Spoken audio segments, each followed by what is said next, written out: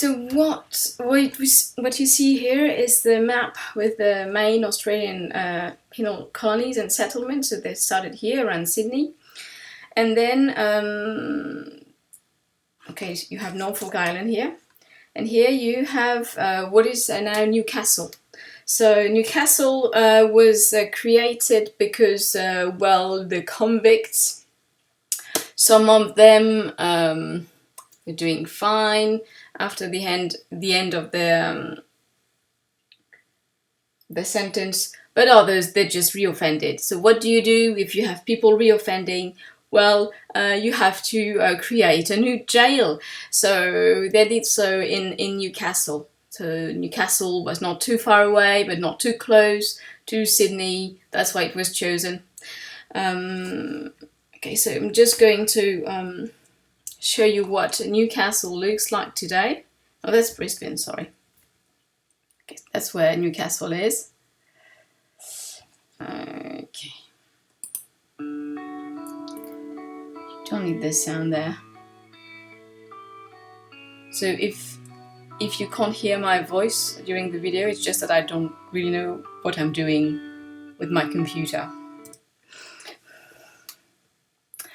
Okay, so you see that it's a rather big place. It's about 500,000 inhabitants. You see the landscape there.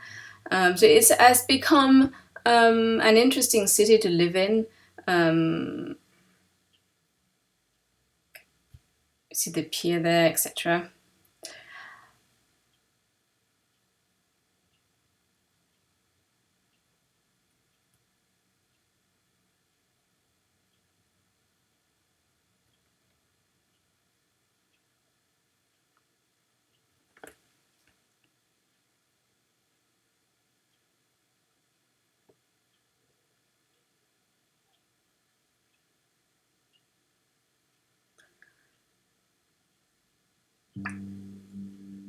But in the 1830s, really, it was like the most hated place in Australia, where convicts had to hew coal. They also had to burn lime. Okay, so lime being less sure, because well, they needed them to build roads, houses to make steel, etc.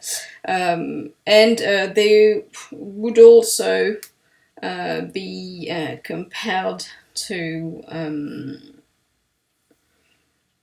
just trying to remember what tree it is. Yes, cedar trees. Okay, they had to also cut cedar trees. So really one of the most hated places in Australia, and the only thing they were thinking about was about escaping. So you see how much it has changed in less than 200 years. Okay, so they settled there in Newcastle, and then they went further north to what is now Brisbane. So here the issue mainly was with the climate, because it's a subtropical climate, so it was very difficult for the British convicts. So again, a video of Brisbane today. So perhaps you hadn't heard of Newcastle, but I guess Brisbane, you know about it.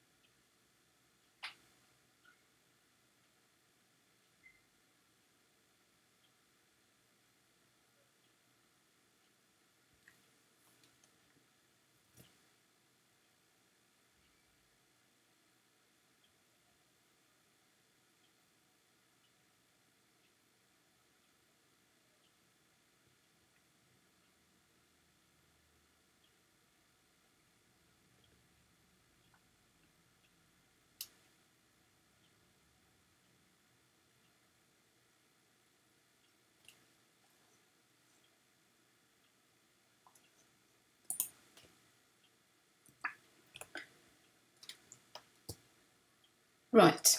Okay, so that's it for the how the status at New South Wales, the convict settlement influenced the way they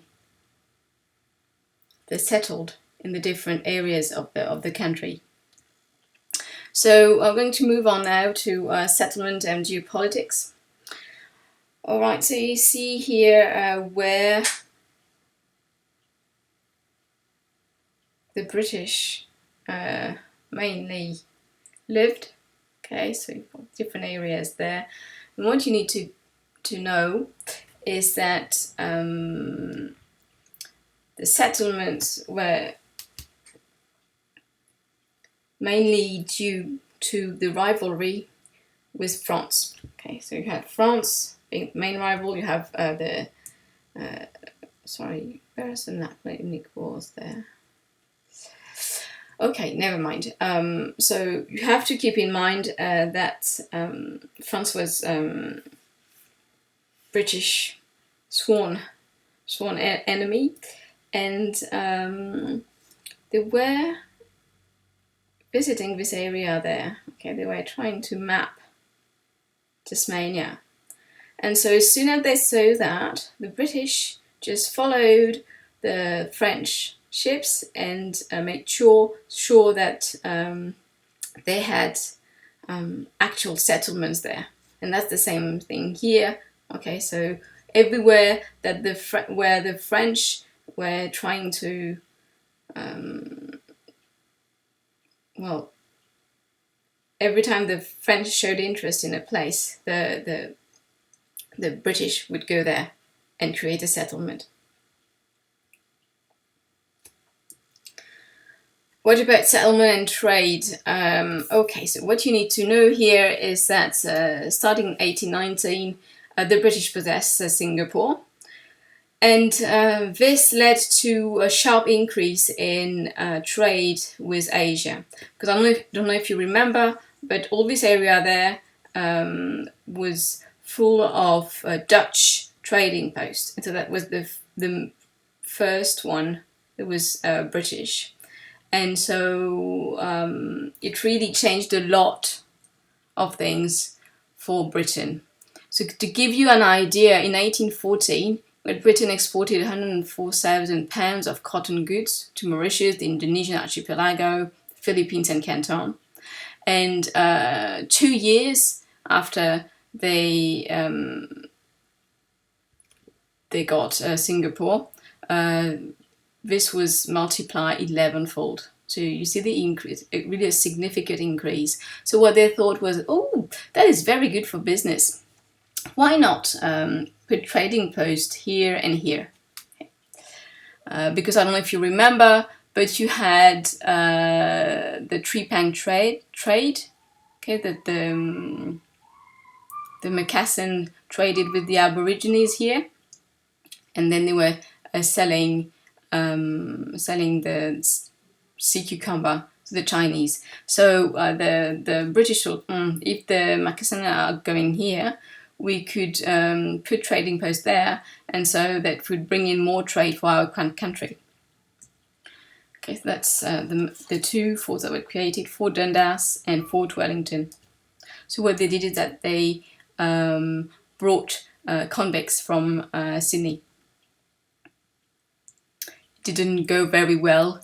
Very quickly, well, they were very isolated. Apparently, they were not exactly at the right place. So many of the convicts and the people there suffered from scurvy. So what they did is that they sent a report to London saying that everything was going wrong. That was in 1827, and you remember it takes a long time to go to London and then for the news to travel back to Australia, so it took 2 years. So, well, in Britain they only had the report from 1827, and so they decided to close the fort, and so they sent the report saying, yes, close down the forts, it's not working.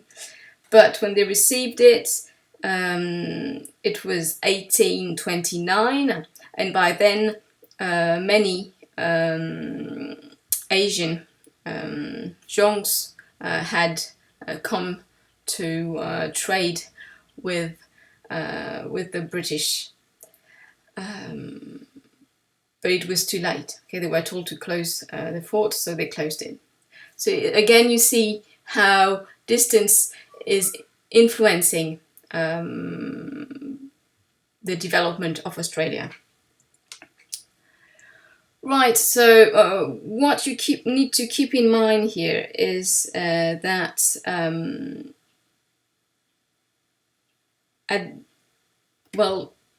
during the first half of the 19th century, Australia is becoming more than a gold. It's not just a port of gold for English ships. It becomes a source of raw material, with sheep from the land and whales from the sea. Okay, so you have a picture here of the sperm whale, which was extremely important at the time, because it was used for corsets, for umbrella frames, for hoops beneath the dresses. The spermaceti was used for candles. The oil was used for lamp, for soap, and most important of all, the ambergris, which was used in perfumes and which was sold at a higher price than gold. And the other element that was useful for the Australian colonies was that visiting whalers brought in trade. Okay, they were buying goods in the seaports, and they were also bringing taxes. Okay, so money. So that's for the product from the sea. Then for the products from the land, you have a map here of Australia. You see that it's a very dry region, with the center being a desert, and you only have one main river system. So at the time, you had it was the Industrial Revolution in Britain. So Britain needed lots of wool and lots of cotton. Okay, so remember there, I don't know if you, let's go back there. Okay, so if trade was very successful with Asia, it was because of the Industrial Revolution. Britain was making very cheap cloth from Manchester, and it was selling it to Indonesians. Okay.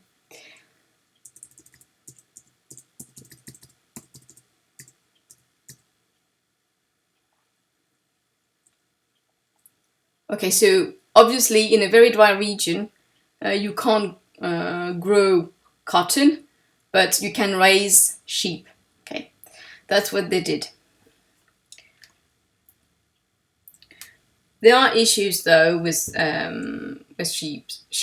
Let's just see advantages first. First, it's resistant, so you can sell it to Britain. It's not an issue. It can travel back to the mother country, and it's not going to rot. It also means that it's a bigger market than Australia, because other places are going to want to buy wool. But it has drawbacks. First, there were the European competitors, with the Spanish, for instance.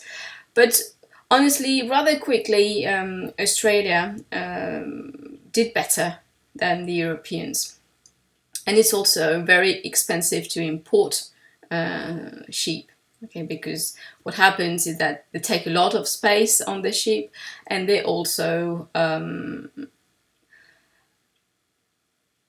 die in great numbers during the trip. So that's why it was very expensive, and only few people could